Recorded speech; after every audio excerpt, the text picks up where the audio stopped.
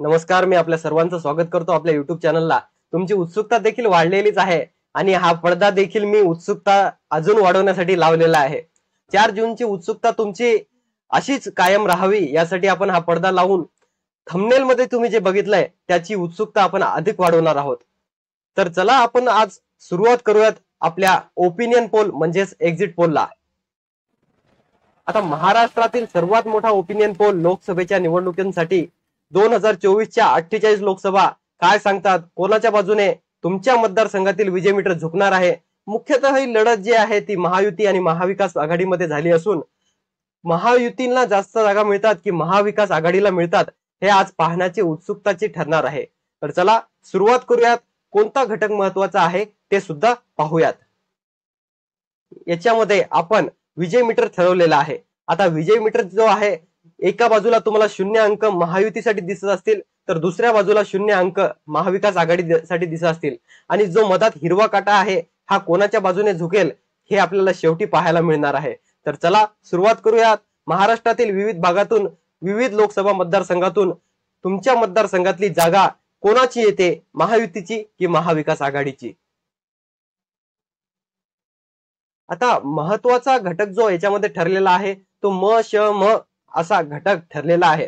आता तुम्हाला वाटत असेल की म श म घटक काय आहे, तर म श म घटक म्हणजे महिला, शेतकरी आणि मराठा हा महत्वाचा घटक याच्यामध्ये राहिलेला आहे। यालाच आपण म श म घटक म्हणतो आणि यांच्यामुळेच हे कल आपल्याला धक्कादायक पाहायला मिळतील। चला सुरुवात करूयात। मुंबई 10 लोकसभा मतदारसंघ येतात मुंबईमध्ये आणि या 10 लोकसभा मतदारसंघातील कल काय सांगतात पाहूयात। आता मुंबई उत्तरची जी लोकसभा आहे तिथे पियुष गोयल म्हणजेच केंद्रीय मंत्री हे महायुतीकडून, तर भूषण पाटील हे महाविकास आघाडीकडून लढत आहेत। यांचा विजय मीटर असे सांगतो की पियुष गोयल हे प्रचंड बहुमताधिक्याने इथे विजय होतील। पुढील लोकसभा मतदारसंघ आहे मुंबई उत्तर मध्य लोकसभा। याच्यामध्ये उज्ज्वल निकम जे सुप्रसिद्ध वकील आहेत, ज्यांनी कसाबला फाशी मिळावी यासाठी खूप प्रयत्न केले होते आणि दुसरीकडे महाविकास आघाडीकडून वर्षा गायकवाड आहेत, ज्या की राज्यामध्ये मंत्री देखील राहिलेले आहेत, आमदार देखील राहिलेले आहेत। महाविकास आघाडी आणि महायुतीमध्ये होणारी ही लढत महायुतीच्या बाजूने झुकताना दिसत आहेत। थोडक्यात इथे आटीतडीची लढत होताना आपल्याला दिसत आहे आणि उज्ज्वल निकम हे थोड्या फार मताने इथे निवडून येताना दिसत आहेत आणि महायुतीमध्ये जागा वाढवताना दिसून येत आहेत। आता तिसरा लोकसभा मतदारसंघ म्हणजे मुंबई उत्तर पूर्व लोकसभा मतदारसंघ। इथे महायुतीकडून मिहिर कोटेचा तर संजय पाटील हे महाविकास आघाडीकडून इथे लढत आहेत। दोघांमध्ये ही लढत अशी झाली आहे की हिंदी भाषिक आणि मराठी भाषिक कोणत्या मतदाराने जास्त मतदान केले आहे आणि ते कोणाच्या बाजूने झाले आहे, येथे मोदींच्या नावावर मतदान झाले आहे का, हे नक्की आपल्याला विजय मीटर सांगत आहे। तर चला पाहूया विजय मीटर काय सांगतो। विजय मीटर सांगतो की थोड्याफार मताने येथे मिहिर कोटेचा निवडून येत आहेत, महायुतीमध्ये जागा कायम करत आहेत, परंतु संजय पाटील यांना देखील भरपूर मताधिक्य येथे मिळताना दिसून येत आहे। पुढील लोकसभा मतदारसंघ मुंबई दक्षिण मध्य लोकसभा। यामध्ये महायुतीकडून राहुल शेवाळे तर अनिल देसाई हे महाविकास आघाडीकडून लढत आहे। येथे विजय मीटर असे सांगतो की प्रचंड बहुमताधिक्याने राहुल शेवाळे विजयी होतील। पुढील मतदारसंघ म्हणजे मुंबई उत्तर पश्चिम लोकसभा आणि यामध्ये महायुतीकडून रवींद्र वायकर तर महाविकास आघाडीकडून अमोल कीर्तीकर येथे लढत आहेत। आता अमोल कीर्तीकर आणि गजानन कीर्तीकर या दोघांमध्ये संघर्ष आपल्याला इथे पाहायला मिळाला। आता हा संघर्ष असा ठरला की अमोल कीर्तीकर हे महाविकास आघाडीकडून लढत होते, तर गजानन कीर्तीकर आपले काही कारण आहेत म्हणून आपण शिंदेसोबत जाऊन शिवसेनेमध्ये गेलो आहोत असे त्यांनी उघड उघड सांगितलेले दिसून आले। तर परिवारांचं म्हणणं होतं की आम्ही अमोल कीर्तीकर यांच्या बाजूने आहोत आणि आपल्याला शेवटी असं पाहायला मिळालं, स्थानिक पत्रकार असे सांगतात की आपल्याला या ठिकाणी गजानन कीर्तीकर यांनी अमोल कीर्तीकर यांचे काम केले आणि महायुतीच्या नेत्यांकडून सुद्धा हाच आरोप इथे लावण्यात आला। तर चला पाहूयात विजय मीटर काय सांगतो। विजय मीटर असे सांगतो की अमोल कीर्तीकर येथे प्रचंड बहुमताधिक्याने विजय होणार आहेत। मुंबई उत्तर पश्चिम लोकसभेची जागा अमोल कीर्तीकर म्हणजेच महाविकास आघाडीकडे जाणार आहे। आता पुढील लोकसभा मतदारसंघ म्हणजे मुंबई दक्षिण लोकसभा। येथे यामिनी जाधव महायुतीकडून तर अरविंद सावंत हे महाविकास आघाडीकडून लढत आहेत। या ठिकाणी विजय मीटर काय सांगतो पाहूयात। विजय मीटर प्रमाणे यामिनी जाधव महायुतीची जागा येथे निवडून येत आहे। आता विदर्भामध्ये 10 लोकसभा मतदारसंघ येतात आणि यामध्ये महायुतीच्या बाजूने कल गेलाय की महाविकास आघाडीच्या बाजूने कल गेलाय, आपण आता पाहूयात। पहिला मतदारसंघ म्हणजे तिहेरी लढत होणारा हा मतदारसंघ ठरलेला आहे। येथे नवनीत राणा ह्या महायुतीकडून तर महाविकास आघाडीकडून बळवंत वानखेडे तर प्रहारकडून येथे अपक्ष म्हणून बच्चू कडू यांचा पक्ष म्हणजेच दिनेश भूप या तिघांमध्ये ही लढत झालेली आहे। परंतु मुख्यतः ही लढत जी आहे नवनीत राणा आणि बळवंत वानखेडे यांच्यामध्ये असली आणि मतांचं विभाजन इथे मानलं जात आहे की बळवंत वानखेडे आणि दिनेश भूप यांच्यामध्ये झाल्यामुळे नवनीत राणा येथे थोड्याफार होईना पण बहुमताने निवडून येताना दिसत आहे। आता पुढील मतदारसंघ म्हणजे बुलढाणा लोकसभा, ही सुद्धा आपल्याला साधारणतः पाहायला असं मिळालं आहे की तिहेरी लढत येथे सुद्धा झालेली आहे आणि रविकांत तुपकर जे की स्वाभिमानी शेतकरी संघटना यांच्याकडून लढत होते, तर महायुतीकडून प्रतापराव जाधव होते, तर महाविकास आघाडीकडून नरेंद्र खेडेकर येथे लढताना दिसून आले। प्रचंड बहुमताधिक्याने येथे प्रतापराव जाधव निवडून येत आहेत आणि विजय मीटर मध्ये विजयी होत आहेत। त्याचं कारण म्हणजे नरेंद्र खेडेकर आणि रविकांत तुपकर यांच्यामध्ये मताचं विभाजन झालेलं आहे आणि त्याचा फायदा प्रतापराव जाधव यांना होताना दिसून आलेला आहे। यवतमाळ वाशिम लोकसभा सुद्धा गाजलेला आणि आपल्याला पाहायला चुरशीचा असा मतदारसंघ ठरलेला आहे। येथे महायुतीने फार काळापर्यंत उमेदवारच दिला नाही, त्याच्यामुळे राजश्री पाटील ज्या आहेत भावनाताई गवळींना ज्या सततच्या येथे खासदार होत्या त्यांना डावलून यांना तिकीट देण्यात आलेलं आहे की भाजपचे सर्वे आणि भाजप नेत्यांची नाराजी तसेच लोकसभा मतदारसंघामध्ये असलेली लोकांची नाराजी, विकास कामे खोळंबल्या असल्यामुळे सर्वांची नाराजी येथे पाहायला मिळाली आणि त्याच कारणामुळे येथे भावनाताईंना हा लोकसभा मतदारसंघ गमावावा लागला आणि राजश्री पाटील यांना येथे संधी मिळाली। तर संजय देशमुख हे माजी मंत्री राहिलेले आहेत, हे महाविकास आघाडीकडून येथे लढत आहेत। विजय मीटर काय सांगतो पाहूयात। विजय मीटर असे सांगतो की अत्यंत चुरशीची ही लढत आहे, येथे काहीही होऊ शकतं, राजश्री पाटील देखील येऊ शकतात आणि संजय देशमुख जरी येऊ शकतात। आता येथे मतदान कोणत्या घटकावर झालंय हे पाहणं उत्सुकतेचे ठरणार आहे। स्थानिक पत्रकार असे सांगतात की शेतकरी आणि विकास कामे खोळंबल्यामुळे येथे महायुतीला नाराजीचा सामना करावा लागू शकतो आणि येथे संजय देशमुख हे सुद्धा निवडून येऊ शकतात। पण आपला विजय मीटर असं सांगतो की थोड्या फार काही किंचित मतांनी येथे राजश्री पाटील विजयी होतील। अकोला लोकसभा मतदारसंघ सुद्धा तिहेरी लढतीचा मतदारसंघ ठरलेला आहे। येथे अनुप धोत्रे जे की विद्यमान खासदार संजय धोत्रे यांचे पुत्र आहेत, हे महायुतीकडून लढत आहेत, तर अभय पाटील जे आहेत ते काँग्रेसचे उमेदवार येथे आहेत, ते महाविकास आघाडीकडून लढत आहेत। तिसरे उमेदवार ते आहेत प्रकाश आंबेडकर आणि प्रकाश आंबेडकर सुद्धा मागच्या वेळी दुसऱ्या क्रमांकावर राहिलेले आपल्याला पाहायला मिळाले, जे आहे महायुतीला आणि महाविकास आघाडीला आपल्याला टक्कर देताना पाहायला मिळाले। पाटील मताचं विभाजन या ठिकाणी जातीवर मतदान झाले आहे असं पाहण्यात येत आहे, परंतु या ठिकाणी मुस्लिम आणि मराठा असं विभाजन सुद्धा इथे पाहायला मिळालंय। आता मुस्लिम, मराठा आणि बौद्ध हे कोणत्या बाजूला झुकतात आणि कोणाला झुकतं माप देतात ते पाहणं उत्सुकाचं ठरणार आहे। आणि विजय मीटर असे सांगतो थोड्याफार का होईना पण मताधिक्याने अनुप धोत्रे येथे विजयी होत आहेत, महायुतीला ते जागा मिळवून देत आहेत आणि बालेकिल्ला जो मानला जातोय अकोला लोकसभा मतदारसंघ तो कायम ठेवत आहेत। आता पुढील लोकसभा मतदारसंघ म्हणजे रामटेकची लोकसभा, इथे राजू पारवे हे महायुतीकडून तर श्यामकुमार बर्वे हे महाविकास आघाडीकडून लढत आहेत। विजय मीटर असे सांगतो की प्रचंड बहुमताधिक्याने येथे राजू पारवे हे महायुतीची जागा निवडून आणतील, ते इथे विजयी होतील। आता पुढील मतदारसंघ आहे भंडारा गोंदिया लोकसभा मतदारसंघ, येथे सुनील मुंडे यांना महायुतीकडून उमेदवारी देण्यात आलेली आहे, तर प्रशांत पडोळे हे उमेदवार होते महाविकास आघाडीचे। या दोघांमध्ये लढत होताना आपल्याला पाहायला मिळाली आणि विजय मीटर असे सांगतो की प्रचंड बहुमताधिक्याने महायुतीची जागा सुनील मेंढे कायम करतील। तर पुढील लोकसभा मतदारसंघ म्हणजे चंद्रपूर लोकसभा मतदारसंघ, येथे सुधीर मुनगंटीवार हे महायुतीकडून तर महाविकास आघाडीकडून प्रतिभा धानोरकर लढत होत्या। या दोघांमध्ये झालेली लढत विजय मीटर काय सांगतो? विजय मीटर असे सांगतो की अटीतटीची इथे लढत झालेली आहे।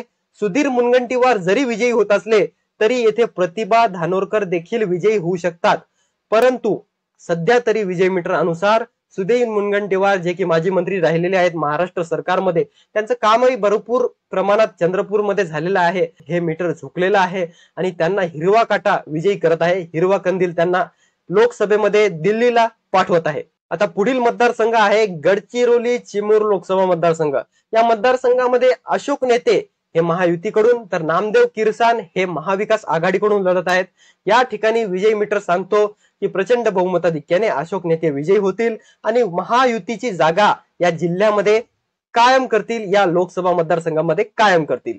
पुढील लोकसभा मतदारसंघ आहे वर्धा लोकसभा. येथे विद्यमान खासदार रामदास तडस यांनाच महायुतीने पुन्हा एकदा उमेदवारी दिलेली आहे, तर महाविकास आघाडीकडून अमळ काळे हे लढत आहेत आणि त्यांना या दोघांमधून विजयी होत आहे. विजय मीटर असं सांगतोय की रामदास तडस हे प्रचंड बहुमताधिक्याने विजयी होतील. आणि सर्वात नावाजलेली लोकसभा वाराणसी नंतर पूर्ण देशात कोणती असेल तर नागपूर लोकसभा आहे. कारण येथून केंद्रीय मंत्री नितीन गडकरी हे लढत आहेत महायुतीकडून, तर महाविकास आघाडीकडून विकास ठाकरे लढत आहेत. आणि विकास ठाकरे हे कमजोर उमेदवार या ठिकाणी नितीन गडकरी समोर मानल्या जातात. आणि विजय मीटर असे सांगतो की प्रचंड अतिप्रचंड बहुमताधिक्याने येथे नितीन गडकरी विजयी होतील आणि नागपूर लोकसभा मतदारसंघ कायम करतील. आणि या ठिकाणी नितीन गडकरी यांचा विजय होईल. ते पुन्हा एकदा दिल्लीला जातील आणि विकास पुरुष म्हणून ते जाणल्या जातात. गडकरी रोडकरी असे त्यांचं संबोधन आहे, त्यांना संबोधलं जातं. आणि राजकीय विश्लेषक सुद्धा हे सांगतात की नितीन गडकरी प्रचंड बहुमताधिक्याने मतदान जरी कमी झाले असेल तरी निवडून येतील. आता मराठवाड्यातील 8 लोकसभा मतदारसंघ, चला विजय मीटर काय सांगतोय पाहूयात. आता मराठवाड्यातील पहिली लोकसभा म्हणजे हिंगोली लोकसभा मतदारसंघ. या मतदारसंघामध्ये बाबूराव कदम हे महायुतीकडून तर महाविकास आघाडीकडून नागेश आष्टीकर होते. या दोघांमध्ये ही मुख्यतः ही लढत झालेली आहे. बाबूराव कदम यांना तिकीट हेमंत पाटील यांना उमेदवारी जाहीर झाल्यानंतर त्यांची उमेदवारी बदलून भाजपच्या सर्वेनुसार, भाजपच्या नेत्यांच्या नाराजीनुसार आणि मतदारसंघामध्ये असलेल्या नाराजीनुसार बाबूराव कदम यांना हे तिकीट देण्यात आले. आणि बाबूराव कदम हे इथे पिछाडीवर जाताना आपल्याला दिसून येत आहेत. तर नागेश आष्टीकर हे प्रचंड बहुमताधिक्याने येथे विजयी होतील. थोडक्यात इथे मराठवाडा असल्यामुळे मराठा समाजाची नाराजी पाहायला मिळाली आहे आणि त्याचाच फायदा नागेश आष्टीकर यांना होताना दिसून येत आहे. पुढील लोकसभा मतदारसंघ म्हणजे लातूर लोकसभा. या लोकसभा मतदारसंघामध्ये सुधाकर शृंगारे हे महायुतीकडून तर शिवाजीराव काळगे हे महाविकास आघाडीकडून लढत होते. या मतदारसंघामध्ये विजय मीटर असे सांगतो की प्रचंड बहुमताधिक्याने सुधाकर शृंगारे निवडून येतील आणि दिल्लीमध्ये लोकसभा मतदारसंघातून त्यांना येथील जनता पाठवणार आहे आणि महायुतीची जागा ते भक्कम करतील. पुढील लोकसभा मतदारसंघ म्हणजे नांदेड लोकसभा. या मतदारसंघामध्ये प्रतापराव चिखलीकर हे महायुतीकडून तर वसंतराव चव्हाण हे महाविकास आघाडीकडून लढत आहेत. सुरुवातीला असे वाटत होते की मतदारसंघामध्ये प्रतापराव चिखलीकर हे प्रचंड बहुमताधिक्याने विजयी होतील, परंतु मराठा आरक्षण याचा रोष महायुतीकडे असल्यामुळे येथे अटीतटीची लढत होताना आपल्याला पाहायला मिळत आहे. जरी अशोक चव्हाण काँग्रेसमधून प्रतापराव चिखलीकर यांच्याकडे यांची बाजू भक्कम करण्यासाठी जरी महायुतीमध्ये आले असले तरी या ठिकाणी वसंतराव चव्हाण काँग्रेसचं मताधिक्य जास्त असल्यामुळे येथे प्रतापराव चिखलीकर यांना लढत देताना पाहायला मिळत आहे. आणि येथे अटीतटीची लढत झाल्यामुळे या ठिकाणी प्रतापराव चिखलीकर हे निवडूनही येऊ शकतात किंवा येथे त्यांना आपली जागा गमवावी सुद्धा लागू शकते.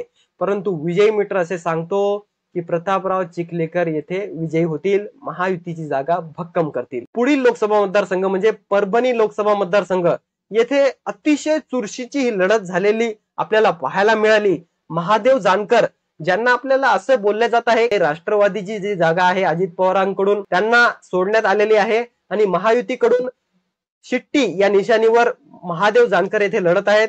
तर संजय जाधव जे आहेत ते शिवसेना उभाटाकडून लढत आहेत आणि महाविकास आघाडीकडून ते प्रतिनिधित्व करत आहेत.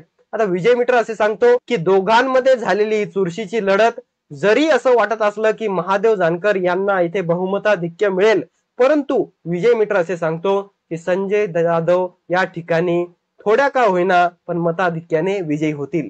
छत्रपती संभाजीनगर लोकसभा मतदारसंघ. या मतदारसंघामध्ये तिहेरी लढत होताना आपल्याला पाहायला मिळाली आणि संदीपान भुमरे हे महायुतीकडून तर चंद्रकांत खैरे हे महाविकास आघाडीकडून तर AIMIM कडून आपल्याला इम्तियाज जलील पाहायला मिळाले. आता विजय मीटर असे सांगतो की या ठिकाणी झालेली चुरशीची लढत ही संदीपान भुमरे मोदींच्या नावाने यांना मतं पडलेली आहेत. मतांचं विभाजन जे आहे ते चंद्रकांत खैरे आणि इम्तियाज जलील मध्ये होताना पाहायला मिळेल. पुढील लोकसभा मतदारसंघ म्हणजे धाराशिव लोकसभा मतदारसंघ. या ठिकाणी अर्चना पाटील या महायुतीकडून तर ओमराजे निंबाळकर हे महाविकास आघाडीकडून लढत आहेत. या ठिकाणी विजय मीटर असे सांगतो की एकतर्फी ही लढत जास्त करून झालेली आपल्याला दिसत आहे आणि प्रचंड बहुमताधिक्याने ओमराजे निंबाळकर या ठिकाणी विजय होतील. पुढील मतदारसंघ म्हणजे जालना लोकसभा. ही चुरशीची लढत ठरलेला मतदारसंघ म्हणजे तिहेरी लढत झालेला हा मतदारसंघ आहे. महायुतीकडून रावसाहेब दानवे जे की सलग येथे कित्येकदा खासदार झालेले असून कल्याण काळे हे महाविकास आघाडी करून तर मंगेश साबळे हे अपक्ष होते. आपल्याला माहितच आहे की मध्यंतरी सरपंच म्हणून त्यांनी जो काही प्रमाणात भ्रष्टाचाराचा मुद्दा उचलला होता, परंतु आणि त्यानंतर जी मराठा आंदोलनामध्ये त्यांची सक्रियता दिसून आली, त्यांना सुद्धा मताधिक्य येथे मिळण्याची शक्यता आहे. परंतु विजय मीटर असे सांगतो की हे जरी असले तरी रावसाहेब दानवे हे मराठा असून त्यांच्या बाजूने कल गेलेला आहे आणि विजय मीटर त्यांना प्रचंड बहुमताधिक्याने येथे विजय करत आहे आणि दिल्लीला पुन्हा एकदा पाठवत आहे. रावसाहेब दानवे या मतदारसंघातून विजय होतील, महायुतीची जागा काबीज करतील. पुढील मतदारसंघ म्हणजे बीड लोकसभा मतदारसंघ. सुरुवातीला असं वाटत होतं की या मतदारसंघामध्ये पंकजा मुंडे एकतर्फी निवडून येतील आणि बजरंग सोनावणे यांची जागा कमकुवत दिसून येत होती. परंतु मराठा आणि वंजारी या जातीपातीचं राजकारण मतदारसंघामध्ये मोठ्या प्रमाणात पाहायला मिळाले आणि याचाच फटका पंकजा मुंडे यांना बसलेला आपल्याला पाहायला मिळाला आणि या ठिकाणी अटीतटीची लढत झाली. जातीपातीचं राजकारण येथे ठिकाणी झालं आणि पंकजा मुंडेंसाठी हा मतदारसंघ कसरतीचा ठरला असून या ठिकाणी अटीतटीच्या थोड्याफार मतांवर पंकजा मुंडे या ठिकाणी निवडून येत आहेत आणि दिल्लीला महायुतीकडून जातील. आता उत्तर महाराष्ट्रामध्ये 6 जागा येतात लोकसभा मतदारसंघांच्या. त्यांचा कल काय सांगतो पाहूयात. धुळे लोकसभा. या ठिकाणी सुभाष भामरे हे महायुतीकडून तर शोभा बच्छाव ह्या महाविकास आघाडीकडून लढत आहेत. विजय मीटर असे सांगतो की प्रचंड बहुमताधिक्याने सुभाष भामरे येथे विजय होतील आणि महायुतीची जागा काबीज करतील. पुढील लोकसभा मतदारसंघ म्हणजे दिंडोरी लोकसभा मतदारसंघ. येथे महायुतीच्या भारती पवार ज्या की केंद्रीय राज्यमंत्री देखील राहिलेले आहेत आणि भास्कर भगरे हे महाविकास आघाडीकडून येथे लढत आहेत. विजय मीटर असे सांगतो चांगल्या मताधिक्याने येथे भारती पवार एकतर्फी लढतीमध्ये महायुतीची जागा काबीज करतील आणि दिल्लीला जातील. पुढील मतदारसंघ म्हणजे जळगाव लोकसभा मतदारसंघ. या ठिकाणी स्मिता वाघ महायुतीकडून तर करण पवार हे महाविकास आघाडीकडून लढत आहेत. विजय मीटर असे सांगतो की प्रचंड बहुमताधिक्याने येथे स्मिता वाघ विजय होतील, त्यांचा येथे विजय होईल आणि महायुतीची जागा त्या काबीज करतील. पुढील लोकसभा मतदारसंघ म्हणजे नंदुरबार लोकसभा मतदारसंघ. ही लोकसभा मतदारसंघाची निवडणूक अतिशय अटीतटीची झाली असून हिना गावित ह्या महायुतीकडून तर महाविकास आघाडीकडून गोवाल पाडवी येथे लढत होते. विजय मीटर असे सांगतो की नंदुरबार लोकसभेमध्ये किंचित मतांनी येथे हिना गावित विजयी होतील. रावेर लोकसभा मतदारसंघ. या ठिकाणी रक्षा खडसे ह्या महायुतीकडून तर श्रीराम पाटील हे महाविकास आघाडीकडून लढत आहेत. या ठिकाणी बऱ्याच प्रमाणावर आपल्याला नाराजी राष्ट्रवादी शरदचंद्र पवार या पक्षाकडे पाहायला मिळाली, कारण त्यांचे म्हणणे असे होते की शरद पवार यांनी येथे चुकीचा उमेदवार दिला असून कमजोर उमेदवार येथे दिलेला आहे आणि रक्षा खडसे यांची बाजू भक्कम होताना आपल्याला या ठिकाणी दिसत आहे आणि रक्षा खडसे प्रचंड बहुमताधिक्याने येथे विजयी होताना दिसत आहेत आणि महायुतीची जागा त्या कायम करतील. पुढील मतदारसंघ म्हणजे नाशिक लोकसभा मतदारसंघ. या मतदारसंघामध्ये हेमंत गोडसे महायुतीकडून तर राजाभाऊ वाजे हे महाविकास आघाडीकडून लढत आहेत. मुख्यतः ही लढत दोघांमध्ये झाली असून लढत यांना देणारे उमेदवार होते ते म्हणजे शांतिगिरी महाराज आणि शांतिगिरी महाराज यांचा सुद्धा मोठा जय बाबाजी परिवार या ठिकाणी आहे.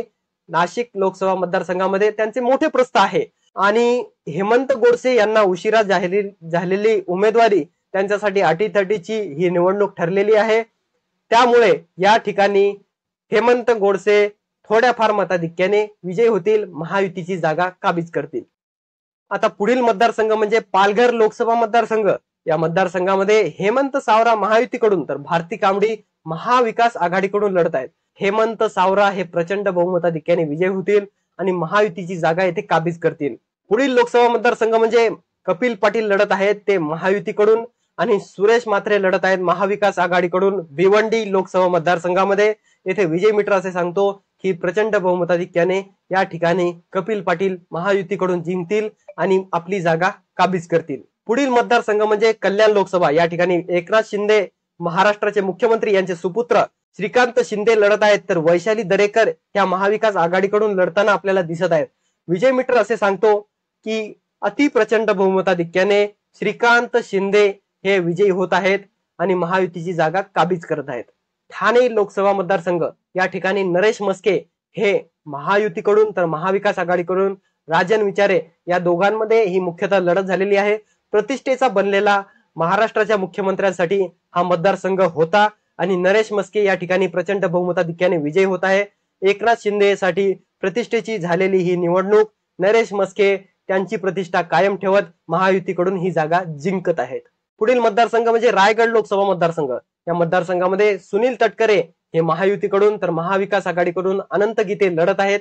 या दोघांमध्ये झालेली ही लढत अत्यंत चुरशीची ठरली परंतु गड काबीज केला तो म्हणजे सुनील तटकरे आणि विजयी मित्र सांगत आहे की सुनील तटकरे येथे प्रचंड बहुमताधिक्याने विजयी होतील आणि पुन्हा एकदा दिल्लीला जातील. पुढील मतदारसंघ आहे रत्नागिरी सिंधुदुर्ग लोकसभा मतदारसंघ. या मतदारसंघामध्ये नारायण राणे हे महायुतीकडून तर महाविकास आघाडीकडून विनायक राऊत हे लढत आहेत. नारायण राणे केंद्रीय मंत्री सुद्धा राहिलेले आहेत परंतु या ठिकाणी अटीतटीची झालेली ही लढत धक्कादायक निकाल देणारी ठरलेली असून विजय मिटर अटीतटीच्या लढाईमध्ये नारायण राणे या ठिकाणी पराभूत होतील आणि धक्कादायक निकाल हा नारायण राणेंसाठी असेल. या ठिकाणी महाविकास आघाडीकडून विनायक राऊत हे जागा भक्कम करतील आणि दिल्लीला जातील. पश्चिम महाराष्ट्र या ठिकाणी 12 लोकसभा मतदारसंघ आहेत. पुढील लोकसभा मतदारसंघ आहे हातकणंगले लोकसभा मतदारसंघ. या ठिकाणी धैर्यशील माने हे महायुतीकडून तर महाविकास आघाडीकडून सत्यजित पाटील लढत आहेत आणि स्वाभिमानी शेतकरी संघटना कडून राजू शेट्टी या ठिकाणी लढत आहे. तिघांमध्ये तिहेरी लढत होताना आपल्याला पाहायला मिळाली परंतु मुख्य लढत ही धैर्यशील माने आणि सत्यजित पाटील यांच्यामध्ये झालेली दिसून आली. तरी विजय मित्र असे सांगतो की सत्यजित पाटील प्रचंड बहुमताधिक्याने इथे विजय होतील. पुढील लोकसभा मतदारसंघ म्हणजे लोकसभा मतदारसंघ आहे तो म्हणजे कोल्हापूरचा आणि या मतदारसंघामध्ये संजय मंडलिक हे महायुतीकडून तर शाहू छत्रपती हे महाविकास आघाडीकडून लढत आहेत. आणि या ठिकाणी असे बोलले जात होते की मान गादीला आणि मत मोदीला परंतु हे फार कमी पाहायला मिळाले आणि या मतदारसंघाची निवडणूक एकतर्फी झालेली आपल्याला पाहायला मिळाली. विजय मित्र असे सांगतो की प्रचंड बहुमताधिक्याने शाहू छत्रपती येथे विजयी होतील. पुढील लोकसभा मतदारसंघ म्हणजे मावळ लोकसभा. या ठिकाणी श्रीरंग बारणे हे महायुतीकडून तर महाविकास आघाडीकडून संजोग वाघेरे लढत असून विजय मित्र असे सांगतो या ठिकाणी प्रचंड बहुमताधिक्याने श्रीरंग बारणे विजयी होतील. पुढील लोकसभा मतदारसंघ म्हणजे पुणे लोकसभा. या ठिकाणी मुरलीधर मोहोळ हे महायुतीकडून तर महाविकास आघाडीकडून रवींद्र धंगेकर त्यांच्या विरोधात होते. या ठिकाणी असे मानले जात होते की एक घोषवाक्य प्रसिद्ध झालेले आहे ते म्हणजे काय म्हणतात पुणेकर निवडून येणार धंगेकर किती महत्वाचा ठरला आणि याने किती प्रभाव या मतदारसंघामध्ये दाखवला. विजय मित्र काय सांगतोय चला पाहूया. विजय मित्र असे सांगतो की प्रचंड बहुमताधिक्याने या ठिकाणी मुरलीधर मोहोळ विजयी होतील आणि पुण्यासाठी महायुतीची जागा भक्कम करतील दिल्लीला जातील. सोलापूर लोकसभा मतदारसंघ अत्यंत चुरशीची ठरलेली लढत या मतदारसंघामध्ये झालेली आहे.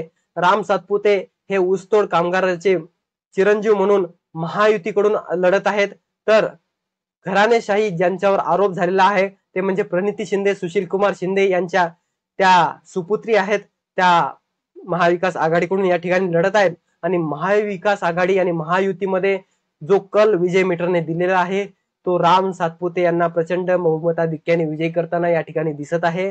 पुढील लोकसभा मतदारसंघ म्हणजे सुनेत्रा पवार आणि सुप्रिया सुळे एकाच घरात झालेली ही निवडणूक ठरलेली आहे आणि अजित पवार आणि शरद पवार यांच्यासाठी प्रतिष्ठेची झालेली ही निवडणूक अत्यंत चुरशीची ठरलेली आहे. या ठिकाणी असे बोलले जात होते की सुनेत्रा पवार या यासाठी निवडून येतील की अजित पवार यांनी बारामतीमध्ये स्थानिक ठिकाणी केलेले काम मग ते एसटी बस स्टँड असेल किंवा पोलिसांची भव्य इमारत असेल किंवा स्थानिक जी कामं असतील ती जागतिक पातळीवरची दर्जा देणारी कामे त्यांनी त्या ठिकाणी केलेली आहे.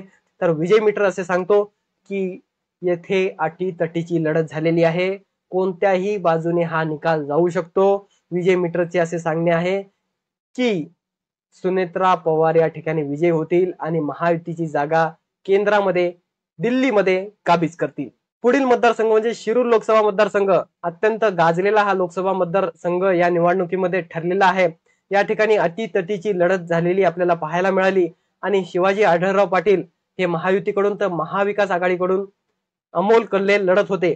शिवाजी आढळराव पाटील यांना राष्ट्रवादीची जागा देण्यात आलेली होती. त्यांनी अजित पवार यांच्याकडे प्रवेश करत महायुतीकडून राष्ट्रवादीला मिळालेली जागा काबीज केली. तर राष्ट्रवादी शरदचंद्र पवार यांच्याकडून अमोल कोल्हे येथे ही जागा काबीज करत होते. आणि विजय मीटर असे सांगतो की अहो थांबा थांबा, विश्लेषण तर ऐकून घ्या.